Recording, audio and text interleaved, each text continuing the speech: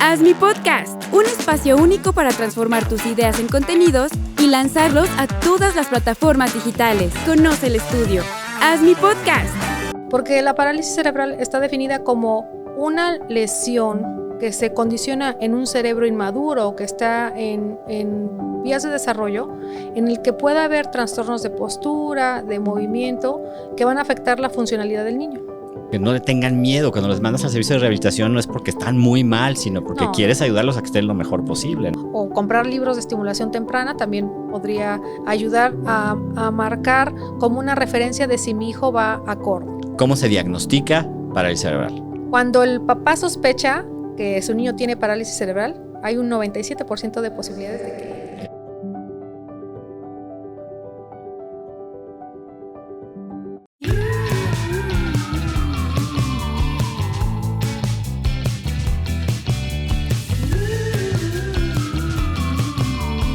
¿Has oído hablar de la parálisis cerebral infantil? ¿Conoces a alguien con este diagnóstico? ¿Qué sientes o qué te imaginas cuando escuchas parálisis cerebral infantil? Bienvenidos a Neuronas del Desarrollo, el podcast donde hablamos sobre cómo potenciar el desarrollo físico, mental y emocional de los niños. Soy el doctor Pepe Vizoso, neurólogo pediatra, y el día de hoy vamos a hablar sobre parálisis cerebral infantil.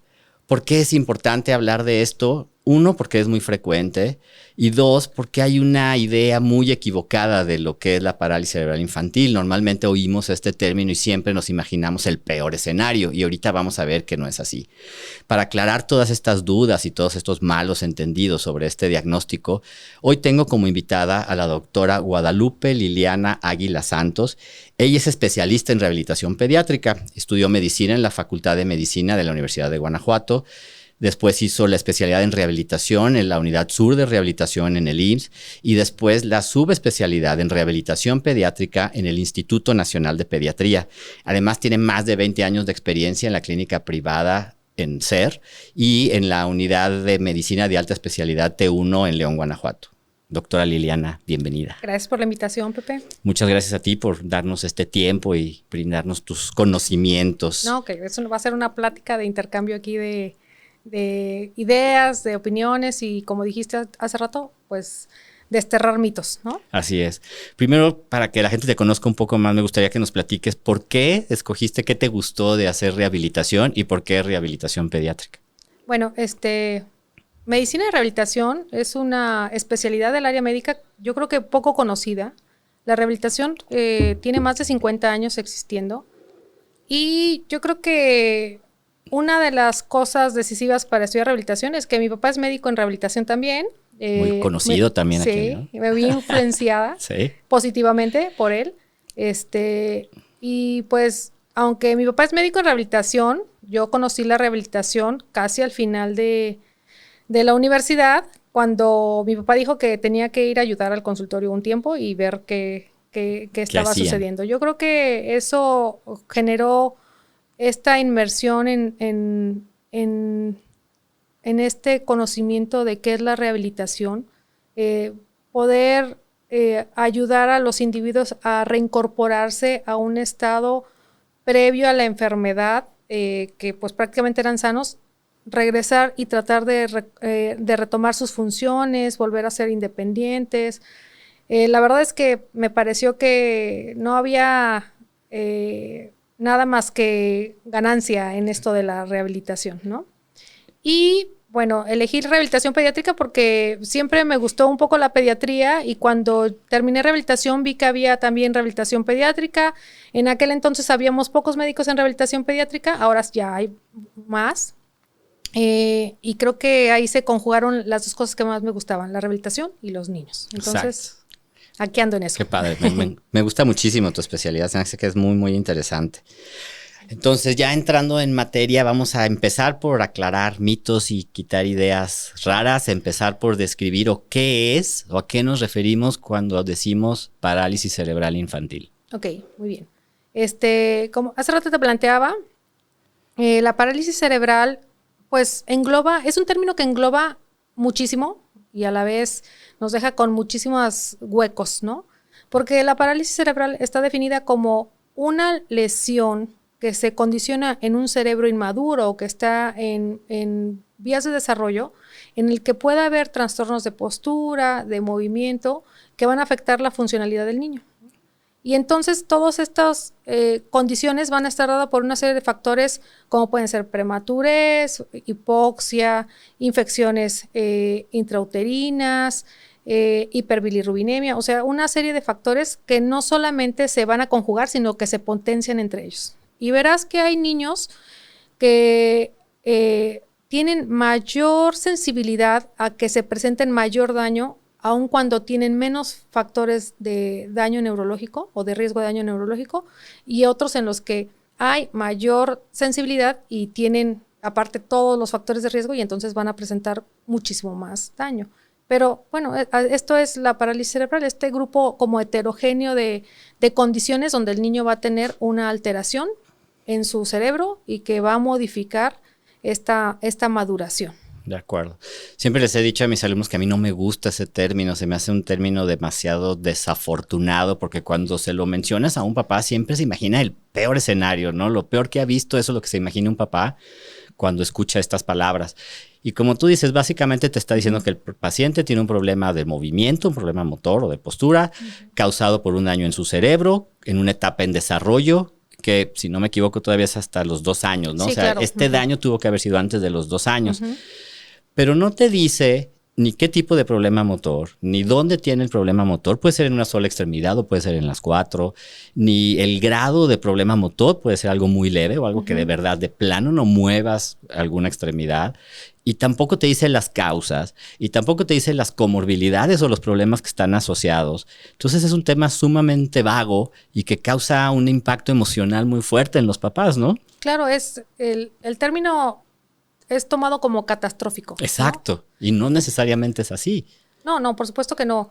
Y actualmente el abordaje del niño que es tan temprano, pues genera muchísimas opciones terapéuticas.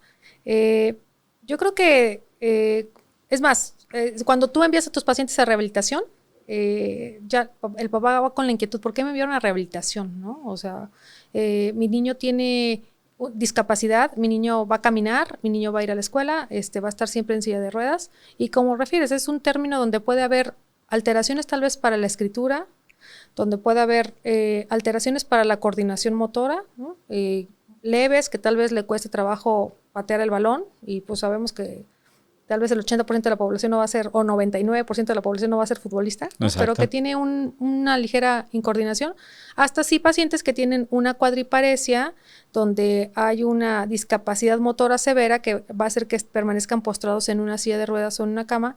Y como tú dices, pues es tan ambiguo este espectro de características clínicas que pues el paciente cuando llega, pues sobre todo los papás más bien, cuando llegan pues tienen mucho temor al oír el diagnóstico y a que sean enviados a los servicios de rehabilitación.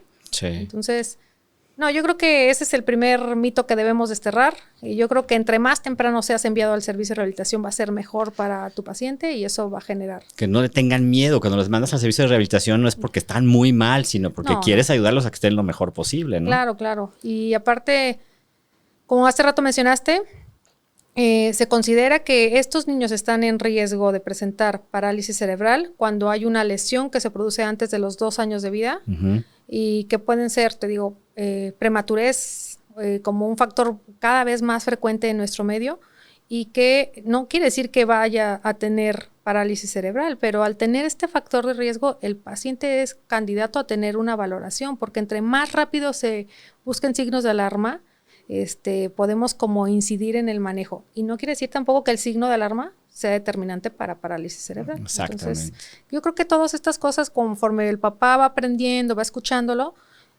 va calmando sus temores y van mejorando sus expectativas, porque finalmente algo que tampoco sabemos cuando vemos a un paciente con parálisis cerebral es cuál va a ser su pronóstico, sino hasta que ha evolucionado un poco podemos establecer bien los pronósticos funcionales. Así es. Tenía un compañero en la residencia que pues, estudió medicina y estudió pediatría y anda por todo el mundo, se fue a Médicos Sin Fronteras y tiene una parálisis cerebral infantil porque nació antes de tiempo y tenía un problema para caminar muy fuerte, pero intelectualmente estaba de 10, una persona brillante, súper inteligente. Imagínate, estudió medicina, estudió pediatría y le fue muy bien. Entonces, siempre pongo este ejemplo también para que los papás no se imaginen que va a ser siempre el peor escenario, ¿no? No, claro, y cada vez hay más recursos, o sea, eso de que comentas de tu compañerito, yo creo que todos tuvimos algún compañerito que tenía problemas tal vez solo para deambular, Ajá. pero cognitivamente estaban bien, el lenguaje estaba bien, sensorialmente estaban bien, sin crisis convulsivas, etcétera, y que era totalmente independiente o que buscaba ser totalmente independiente. Y pues actualmente tenemos muchísimos más recursos, o sea, esto ha cambiado rápidamente. Y que muchos incluso a lo mejor pasaron hasta sin diagnóstico, ¿no? Porque era el que no jugaba bien fútbol, como dices tú, pero pues, ¿a quién le importa? Sí. Entonces nunca se le hizo un diagnóstico, pero tenía una parálisis cerebral infantil que nunca se diagnosticó. Claro, estos términos de incoordinados o torpes que antes se utilizaban y que actualmente pues no, claro que ya sabemos que no existen, pues sí hacían que pasaran muchos niños sin diagnóstico, desapercibidos y lamentablemente pues sin manejo, porque pasaban así, en blanco. ¿Cómo se diagnostica parálisis cerebral? A ver, vamos a aclarar, hace ratito platicábamos también que ya no se llama parálisis cerebral infantil, ahora se llama nada más parálisis cerebral. Parálisis cerebral, o sea, explícanos término, esto y por qué. Sí, el término está dado porque, como comentábamos, la parálisis cerebral solamente se va a dar cuando se presenta un cerebro inmaduro. Esto es desde la formación in útero y hasta los 2 años de vida, ¿sale? Esto tiene que ser la característica, ¿no? Esta es una de las características. Segundo, hay una lesión que no es progresiva. Se produce una sola vez y esta no va a incrementar. No es una enfermedad progresiva. No, el cerebro tiene esa lesión, tiene esa cicatriz y así va a quedar, ¿no? A lo mejor se modifica la cicatriz, pero así va a quedar. Y el término se modificó porque finalmente parálisis cerebral infantil englobaba como a pacientes que solamente fueran pediátricos, pero hemos conocido pacientes como adultos, tu compañero, que pues fue adulto y que pues llamarle a su condición. Infantil, pues ya está raro. Exacto, de por sí ya era un término de minusvalía esto de parálisis cerebral, pues condicionar infantil agregaba más minusvalía como a este término. Entonces ya se englobó solamente como parálisis cerebral.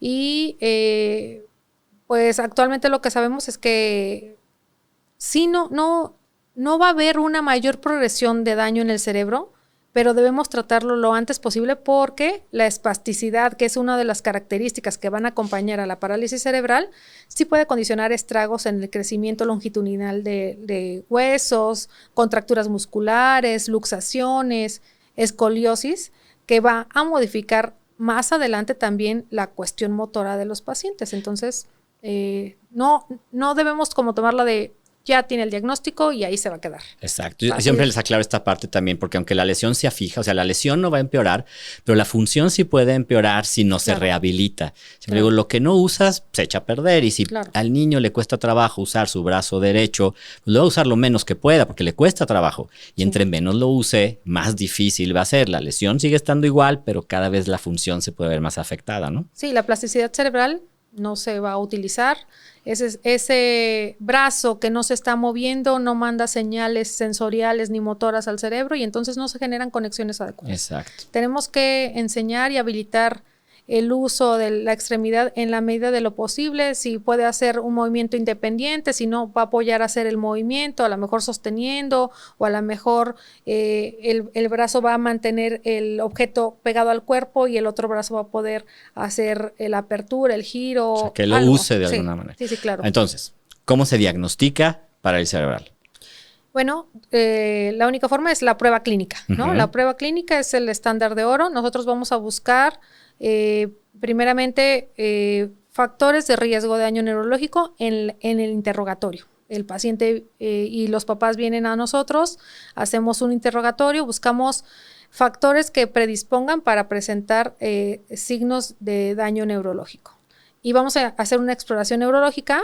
Y básicamente nosotros en rehabilitación hacemos una exploración de neurodesarrollo, hacemos valoración de ciertos reflejos que tienen que estar presentes a ciertas edades. Si este reflejo está persistiendo, ese nos puede generar ahí un signo de alarma. O si no está presente para la edad, o si presenta posturas anormales. Por ejemplo, puede ser lateralización de la cabeza persistentemente hacia un lado, casi siempre es hacia la derecha, posiciones de los brazos persistentemente pegados al cuerpo, manos empuñadas, dedos atrapados, piernas cruzadas como en tijera, trastornos para sostener el tronco, estrabismo. O sea, hay varias series de factores que nos van a condicionar signos de alarma. Y la tercera es la resonancia. Nos apoyamos de resonancia porque la resonancia nos puede indicar, a veces tenemos pues pacientes que tienen cuadriparesias y están totalmente postradas y vemos lesiones pues muy inespecíficas, Ajá, ¿no? O prácticamente normales, ¿no? Ajá. Sí. Y luego vemos pacientes que tienen una hemiparesia y pues que la mitad del cerebro está totalmente, se absorbió y tienen ahí líquido encefálico. Entonces, pues las tres características son hacer la historia clínica, hacer la valoración clínica y hacer la resonancia magnética. Ajá. Normalmente el cuadro clínico se puede hacer sospecha desde los 3 meses de vida. Sospecha. ¿No? Sospecha. Sí, nunca hacemos diagnóstico, pero siempre hablamos con los papás y sospechamos que el paciente va a tener parálisis cerebral.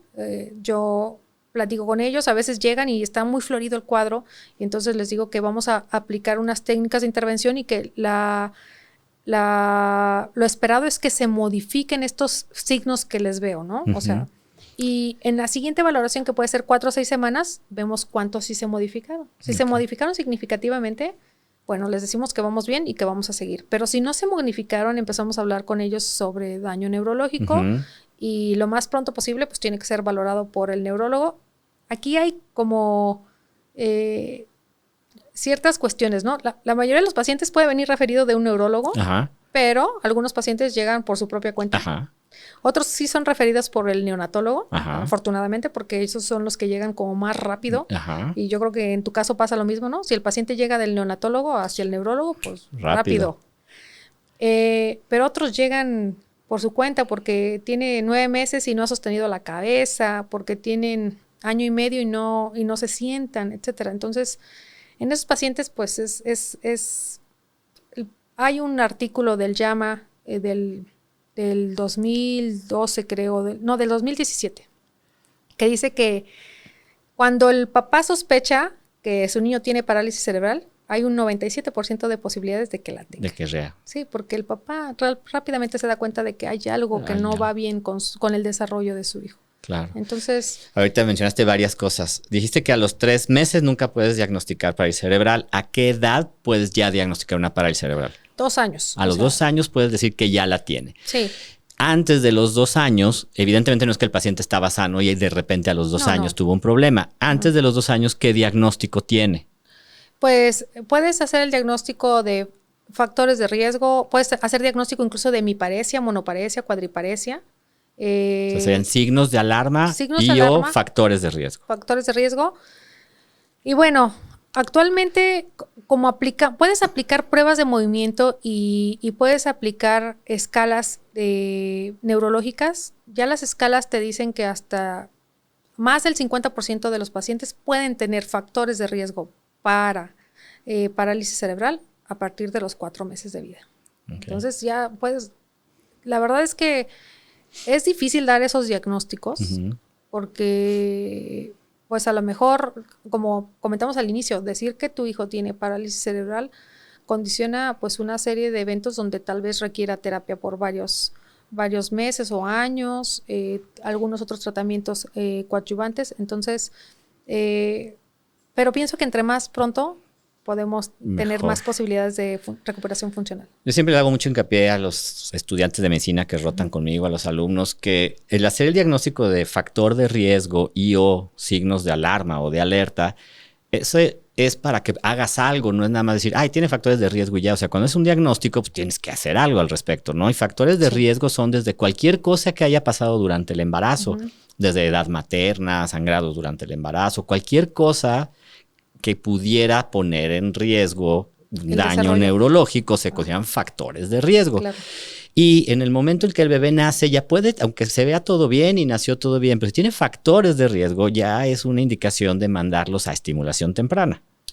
Sí, como dices, el factor de riesgo es como el semáforo, la alarma que te dice algo, puede pasar. Pon atención, algo está pasando aquí y tienes este chico o pequeño merece una valoración, ¿no? Ese es el factor de riesgo. ahora los términos han cambiado y estimulación temprana se reserva para aquel paciente que no tiene ningún factor de riesgo. Ni signo de alarma. Ni nada. Esa era la siguiente pregunta, porque usamos el término estimulación temprana como sinónimo de rehabilitación o para evitar decir la palabra rehabilitación, porque entonces a lo mejor ya nos daba miedo, ¿no? Al papá fuera a sentirse mal porque usaste la palabra rehabilitación, entonces decíamos, va a ir estimulación temprana. Sí. Entonces, ya no debemos usar ese término y se debe usar, si tienes factores de riesgo o signos de alarma, vas a ir a rehabilitación. Ajá, y vas a entrar a un programa que se llama intervención temprana. Intervención temprana. Muy bien, sí. Intervención temprana es aquel niño que tiene factores de riesgo, signos de alarma, y que vamos a hacer una modificación de este signo, porque a lo mejor puede tener varios signos, pero el diagnóstico, hace rato me preguntabas, solo se hace a los 2 años y se hace con unos criterios que se llaman criterios de Levine. Y que utiliza un acrónimo que se llama póster. Entonces, póster es trastornos de postura, trastornos oromotores o orofaciales, estrabismo, trastornos en la evolución de los reflejos, que era lo que te decía, nosotros evaluamos reflejos y los reflejos alterados, ¿no? Los reflejos incrementados. Para que consideremos que un paciente tiene parálisis cerebral, tenemos que tener por lo menos 4 de estos términos póster. Y podemos tener niños con trastornos de tono, pero no tener parálisis cerebral. O sea, pueden tener hipertonía y estar bien duros y no tenemos... Hipotonía. O hipotonía también. O sea, el tono bajo, ¿no? Sí, claro, hipertonía o hipotonía. O podemos tener trastornos en reflujo severo con hipertonía, pero que tampoco son parálisis cerebral, ¿no? Entonces, esto tiene que ver con que si cumplen estos, tienen parálisis cerebral. Pero como te digo, habrá otros muchos que no cumplen todos, que se pueden hacer modificaciones y vamos a hacer intervención temprana. Volviendo al término de intervención temprana o estimulación temprana que usábamos antes, hay como diferentes tipos de intervención temprana o estimulación temprana. Esto es uno especial para niños sanos, que los papás quieran estimularlos más. Hubo un tiempo que había muchos gimnasios de moda que llevabas a los niños. Ya no he visto, no sé si aquí en León todavía existen, según yo ya no, pero bueno, no voy a decir marcas, pero había una cadena muy grande. Famosa. Sí, claro. Que según yo tengo entendido, eso era como para niños sanos que querían estimular al bebé. Y aparte hay una intervención temprana para niños con factores de riesgo y signos de alerta. ¿Es así? Pues en general la estimulación temprana es todo aquello que va a potenciar el desarrollo de tu hijo. Antes se creía que solo lo podía hacer un instructor, o alguien que estaba preparado para hacer esto, pero ahora sabemos que cualquiera podemos hacer estimulación temprana. Cualquiera que se lee un poco y que empieza a ver cuál es el desarrollo del niño y ve que si damos un estímulo sensorial o un estímulo cognitivo, el niño ofrece una respuesta, pues ya estamos haciendo estimulación temprana, ¿no? Yo creo que todos los papás tienen ese espíritu de hacer estimulación temprana. Los papás son los principales estimuladores, abuelas, tías, maestras, y como bien decías, había estos centros que en realidad hace muchos años también se hicieron estudios sobre qué tan benéficos eran el hacer estimulación temprana y pues se vio que realmente lo que favorecían era la socialización de... La relación mamá-hijo, ¿no? Más bien la relación mamá-mamá y algunas cuestiones de competencia, más bien entre quién lo hace primero, mi hijo o tu hijo, etcétera. Y sí favorecía, bueno, un poco esta relación mamá-hijo, pero eso lo puede favorecer, o sea, cargándolo. Jugando en casa, ¿no? Ajá, y cargarlo ya estás generando estimulación temprana, ¿no? También me acuerdo que hace muchos años había artículos que decían que por qué los niños de la costa tenían mejor coordinación y equilibrio y lo asociaron al uso de la hamaca, ¿no? Hoy ya sabemos que... En realidad no. Pues la estimulación vestibular se da desde que te cargan, incluso en el ambiente intrauterino ya hay estimulación vestibular, etcétera. Entonces, pues yo creo que todo aquel que esté dispuesto a que un niño aprenda algo nuevo ya está haciendo estimulación temprana. E intervención temprana, bueno, pues es algo ya con una técnica específica. Ahí sí tienes que tener cierto conocimiento médico porque vas a aplicar técnicas donde vas a modificar reflejos. Y entonces, para modificar reflejos, tienes que saber muy bien qué es lo que estás estimulando. Digo, tal vez asocian a rehabilitación una pelota, ¿no? Y todos vamos a subir al niño a la pelota, pero tampoco de eso trata rehabilitación, ¿no? Es algo mucho más específico, algo hecho a la medida de cada Más dirigido niño. a lo que quieres lograr con ese En paciente en particular. Claro, exacto. Oye, a propósito de estos centros y de estimular a los niños, de repente también me dicen que el niño es muy inquieto, que parece que tiene déficit de atención, no sé qué, porque lo estimularon mucho. ¿Existe eso? ¿Existe algo como ¿La sobreestimulación? el niño sobreestimulado y que por eso es muy inquieto, porque lo estimularon demasiado? No, o sea, para nada. Ok. La estimulación temprana, podemos decir algo tan simple como cargar al niño, como enseñarle algo, leerle desde pequeño, etcétera. Pues hay papás que enseñan desde pequeños, otros que son papás políglotas y que enseñan varios idiomas a sus hijos, y eso también es considerado estimulación temprana. Niños que juegan deportes desde muy pequeños también, que pues es parte de la estimulación temprana, o que tocan algún instrumento musical. Pero no, para nada. El término de estimulación temprana, de estimulación nunca va a asociarse a sobreestimulación en este sentido. Claro que existe sobreestimulación, pero dada por pantallas, que esto no viene al caso con estimulación temprana. La sobreestimulación está dado por otras cosas, Exacto. por pantallas, por videojuegos, por televisión, etcétera. No, porque jugaste mucho con tu hijo y le hablaste No, mucho. no, para nada, no. No, y más bien, bueno, son como opuestos, ¿no? O sea, el niño que está muy estimulado por un adulto, porque en realidad el adulto es el mejor estimulador antes del año de vida. Ajá. Y después del año, el mejor estimulador es otro niño de la misma edad. Pues este niño está vigilado, tiene atención, etcétera, al otro niño que tal vez pues ya está en otras actividades, pues donde la niñera es la pantalla, ¿no? Entonces, pues por eso en ellos sí hablamos de sobreestimulación, pero no, acá no hablamos de sobreestimulación en estimulación temprana. Ok. Te voy a pedir que, si se puede, nos des como signos de alerta de qué cosas tendrían que vigilar los papás. No sé si por edad, de que si a tal edad no hace esto, es un signo de alerta. Si a tal edad no hace esto. Pero antes me gustaría aclarar el término, porque ahorita estuvimos hablando del tono, hipotonía, espasticidad. Yo siempre les explico a los alumnos que el músculo tiene dos funciones diferentes, ¿no? Una cosa es la fuerza y otra cosa es el tono.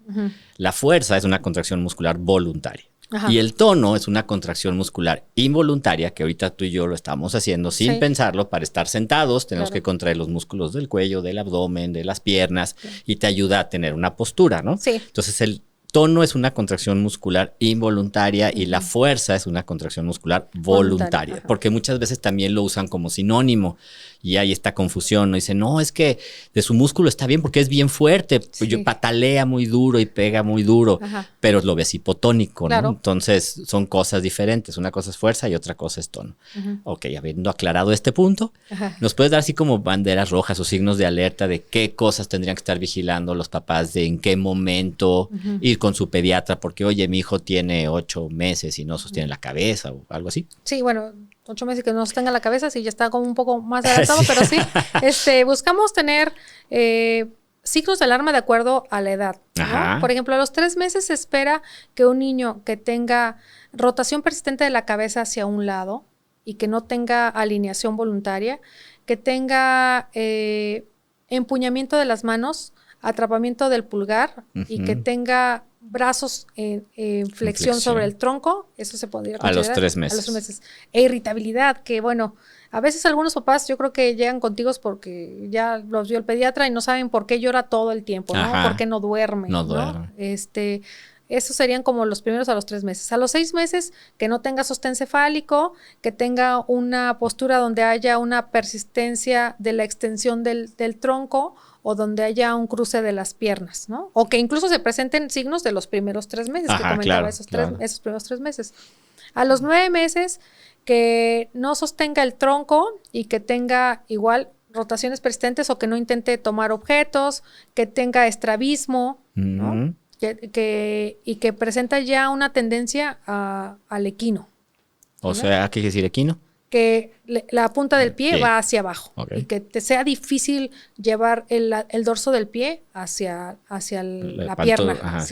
Hacia la pierna. Entonces, eso se pueden considerar como signos de alarma, que serían como los básicos, pero puede haber... Como los más obvios que pudieran Ajá. ver, porque hay cosas más sutiles que pues tú que tienes experiencia los puedes detectar, pero que es difícil a lo mejor que un papá lo detecte, Sí, ¿no? pero el neonatólogo yo creo que, o el pediatra, Ujú. yo creo que sí, ahí a veces ellos sí son muy acuciosos en vigilar si está moviendo, a lo mejor no mueve bien una de las extremidades o mueve menos una de las extremidades. A los 4 meses iniciamos el movimiento de los brazos, a los 5 meses empezamos a intercambiar entre las manos y a lo mejor uno de los brazos está teniendo menor movimiento. O sea, si un bebé de menos de 2 años usa preferentemente un brazo que el otro, ese podría considerarse un signo de Sí, alarma, sí, ¿no? sí. Porque no eres diestro o zurdo No. hasta los 6 No hay años. lateralidad antes de los 2 años. Exactamente. Exacto. Sí, si tiene preferencia por usar un lado más que el otro, Es un dato de alarma. Sí, claro, porque el lado que se está usando menos está teniendo ahí una condición de restricción.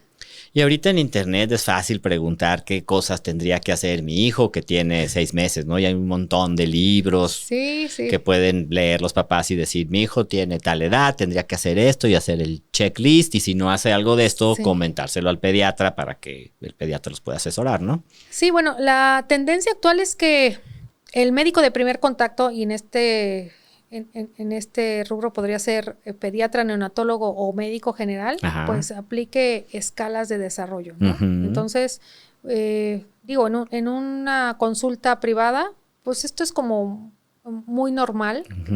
que al estar interrogando al paciente, el médico lo observe, pero también pueda aplicar un pequeño cuestionario. Pero, por ejemplo, en los servicios públicos que luego están súper saturados, se pueden hacer también estos checklists, ¿no? Ajá. Y entonces se pueden arrojar, hay ahora semáforos donde si el niño cae en amarillo, el niño ya amerita una valoración por rehabilitación, por especialista. neurología o por alguien más, ¿no? Por el pediatra, si es un médico general, ¿no? Pero yo creo que cada vez debemos todos estar más involucrados en esto de identificación de los factores de riesgo. Entre más pronto, el pronóstico siempre va a ser mejor. Así es. En la etapa de diagnóstico también siempre hago yo mucho hincapié en el hecho de que hay que tratar de encontrar una causa de, o sea, no es nada más hacer diagnóstico de que tiene aumento del tono, tiene bajo tono y van con el fisioterapeuta y le están haciendo ejercicios y lleva meses, pero no tienes una causa de por qué tiene aumento o disminución del tono. Entonces, si tiene un aumento o una disminución, habrá que tratar de encontrar una causa, ¿no? Sí, esto es una ruta diagnóstica, o sea, es muy importante lo que comentas. El abordaje tiene que estar liderado por un médico. Exacto. ¿No? Entonces, ¿quién va a ser el médico que lidere el abordaje? Pues puede ser el pediatra, puede ser el neonatólogo, puede ser el neurólogo. Hace rato yo te decía, pues a lo mejor el papá llegó directamente con el neurólogo, ya no le quiso preguntar como más al pediatra, le llamó algo la atención, o el médico en rehabilitación, ¿no? O sea, normalmente este abordaje es médico porque sigue una ruta diagnóstica y una ruta en la que vamos a mandar a hacer estudios como la resonancia para poder llegar al diagnóstico. Ya sabemos que parálisis cerebral involucra una lesión en un cerebro, ¿no? Entonces tenemos que buscar el diagnóstico, porque puede ser que tenga paraparesia o diplegia y la lesión esté en médula, ¿no? Así es. Y entonces ahí ya no cumple como este criterio de cerebral. Ajá, de cerebral. Sí, es para el cerebral. De parálisis cerebral. Entonces, sí es importante que, como dices tú, tenga primero diagnóstico. Exacto. Porque aparte sin diagnóstico no hay pronóstico. Exacto. No podemos establecer al papá qué va a pasar. ¿Qué va a pasar? ¿Va a caminar? ¿Va a ir a la escuela? ¿Se va a casar? O sea, ¿qué va a hacer? Exacto. ¿No? Entonces, sí es importante. Y en este sentido, los grupos multidisciplinarios, pues cada vez tienen que ser más efectivos, ¿no? O sea, el grupo multidisciplinario de parálisis cerebral es pediatra, neonatólogo, neurólogo, médico de rehabilitación, médico audiólogo, ortopedista, oftalmólogo, psicólogo, todos los terapeutas alrededor de esto, físico, ocupacional, de lenguaje, y bueno, y creo que no se me olvida nadie, pero todos estos tenemos que trabajar en conjunto, pero alguien liderea, ¿no? Y siempre hay un diagnóstico y en base a este diagnóstico se plantean metas terapéuticas, porque también debemos plantear metas terapéuticas, no nada más damos los ejercicios y ya. No. La meta, ¿cuál es tu objetivo? O sea, hacer este ejercicio porque mi objetivo es que sostengas la cabeza. Exacto. Mi objetivo es que te sientes, entonces vamos a hacer estos ejercicios. Ajá, y en cuánto tiempo lo vas a hacer y cómo lo vas a hacer, etcétera. Planteamos metas. Ahorita estás hablando de un trabajo en equipo, ¿no? Ajá. Una serie de médicos, ya mencionaste varios, que evidentemente no todos los niños tienen que ir a todo esto, ¿no? Ya quedamos que cada niño es especial, cada niño es diferente, cada niño es único, entonces no tienes que ir con todos los médicos. Estos son riesgos que pudiera tener el niño en los ojos, en los oídos, etcétera, ¿no? Y dentro de este equipo, ¿qué rol juegan los papás, la familia? Pues es el principal, el que va a llevar la batuta en cuanto al manejo del niño. Es el principal actor, ¿no? Exacto. Yo cuando llegan conmigo me dicen, hay papás que les digo, van a venir 2 veces por semana, 1 vez por semana. Y hay otros papás que me dicen, ¿y no puede venir diario? Sí, por supuesto, puede venir diario, pero no sé qué tan agotador va a ser para usted salir de la casa todos los días y venir. Lo más importante es que usted aprenda incluso a identificar estos logros con el hijo para poderlos ir progresando. El papá debe estar 100% convencido de ser el que juegue el principal rol junto con el niño, ¿no? Porque aparte, bueno, habrá niños muy pequeños que a los que no les podamos preguntar qué necesita o qué quiere, ¿no? Y el papá tiene que tomar la decisión de cuál va a ser la meta terapéutica.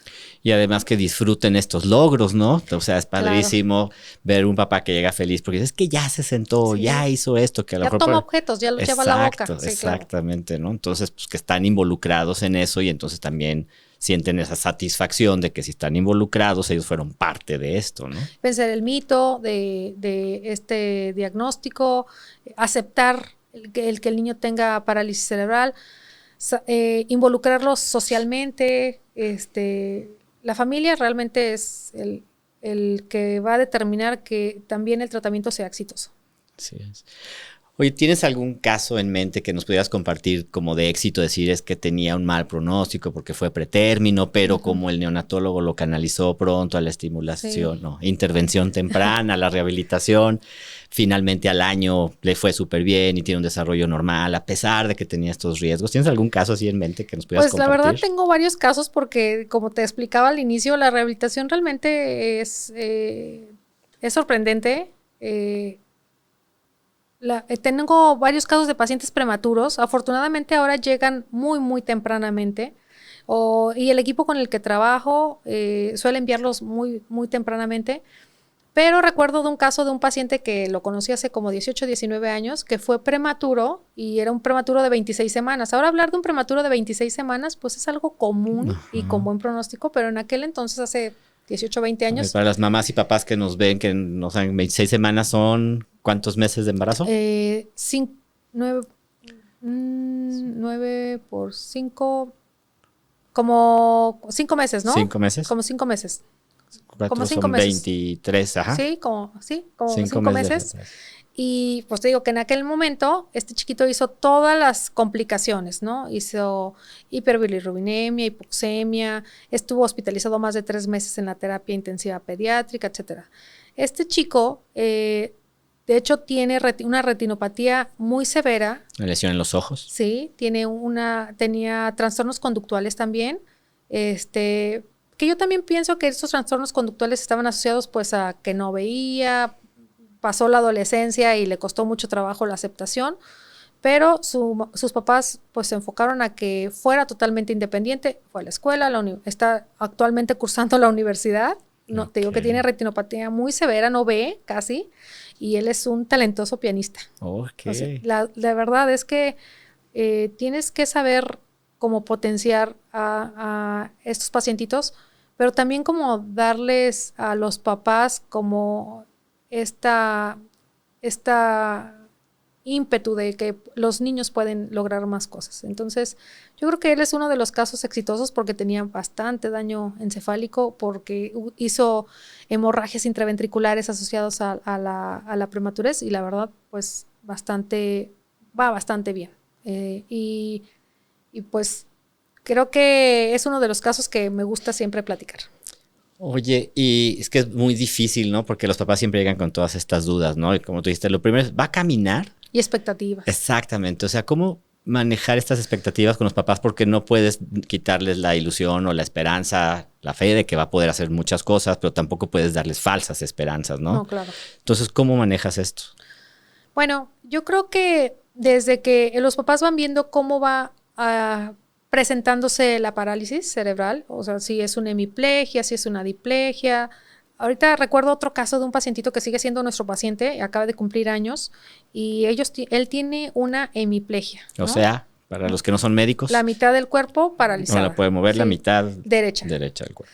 Y entonces llegó un momento, yo creo que hay dos momentos cruciales en la rehabilitación de estos pacientitos, que la primera es entre los 4 o 5 años, cuando tienen que escolarizarse y tienen que buscar como esta independencia social, y la segunda es la adolescencia, ¿no? O sea, en la adolescencia no quieren hacer ejercicio, ir a rehabilitación, ya no quiero, pero entonces hablamos con él y le dijimos que si quería seguir, porque el interés de él era seguir jugando fútbol. Era lo que quería. Sí, le dije, bueno, para que sigas jugando fútbol necesitas hacer estos ejercicios, va a mejorar tu coordinación, pero aparte es que no quiero usar férula en el día.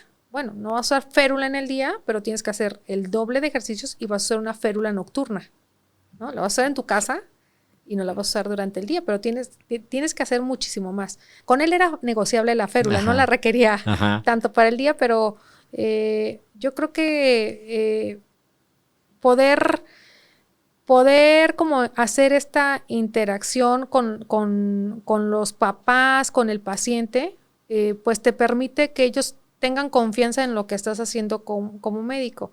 Y pues sí, explicarles que, bueno, va a tener dificultad para correr, ellos notan cuándo va mejor, cuándo le está costando más trabajo saltar o correr, etcétera. Esto es en los niños grandes. En los niños pequeños, pues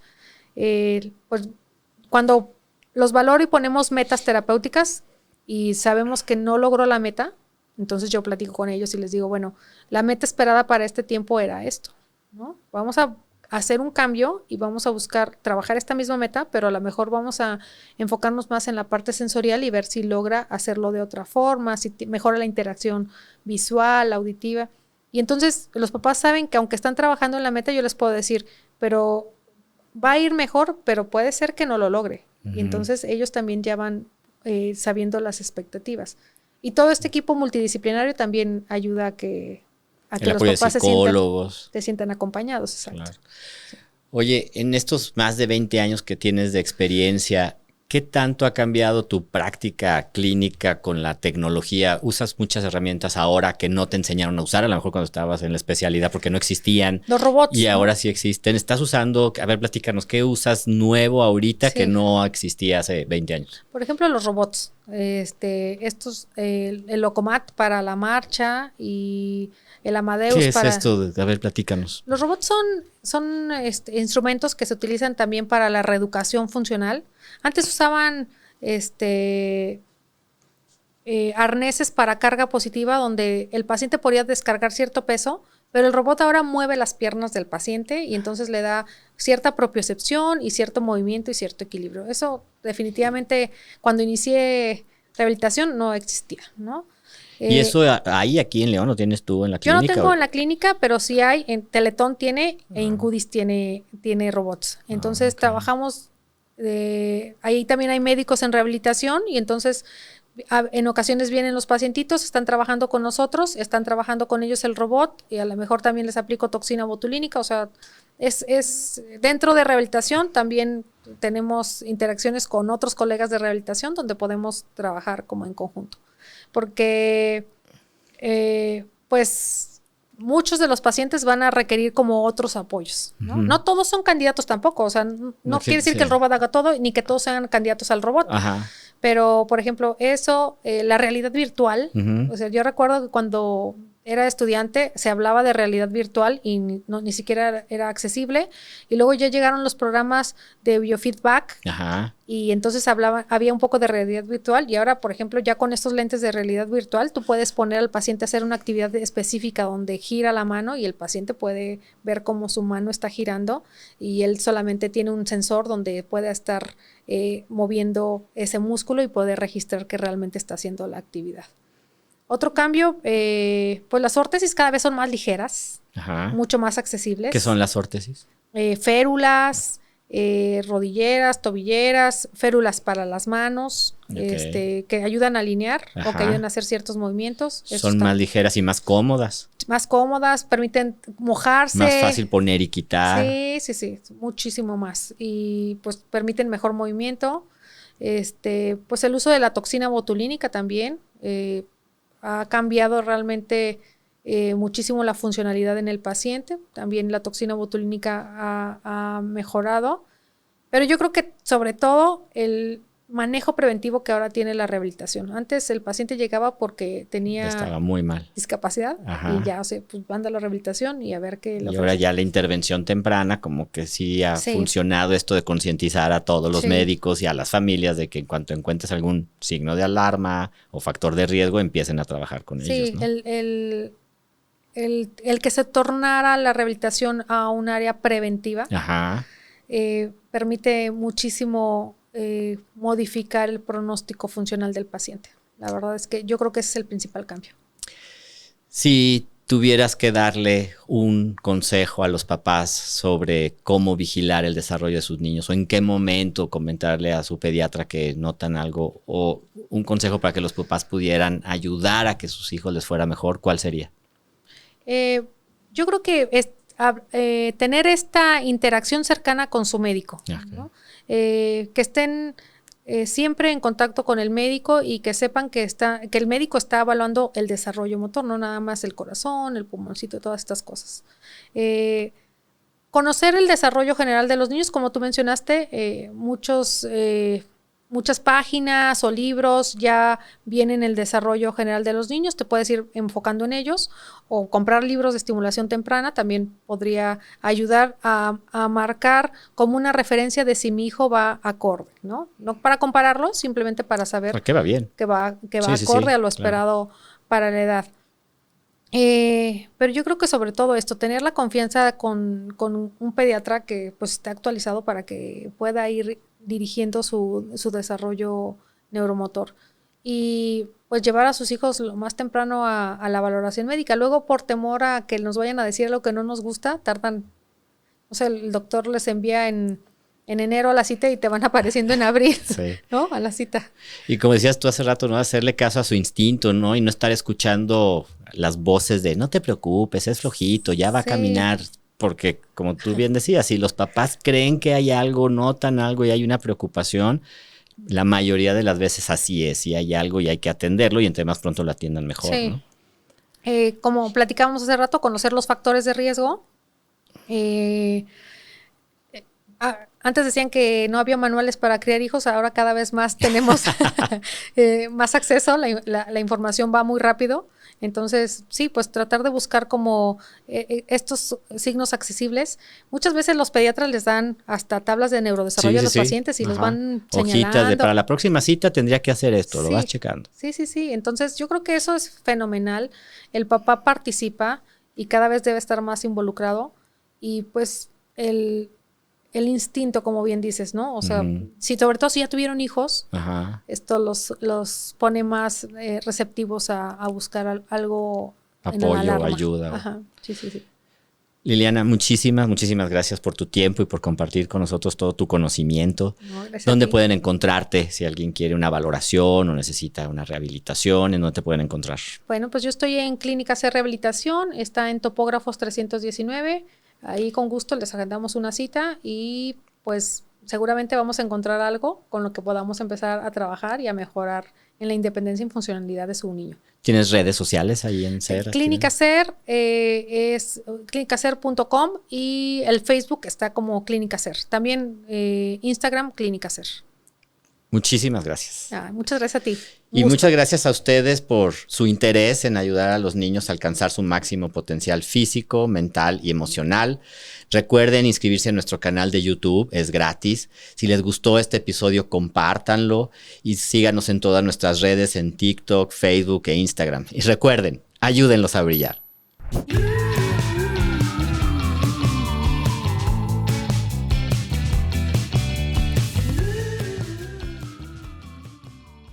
Haz mi podcast, un espacio único para transformar tus ideas en contenidos y lanzarlos a todas las plataformas digitales. Conoce el estudio. Haz mi podcast.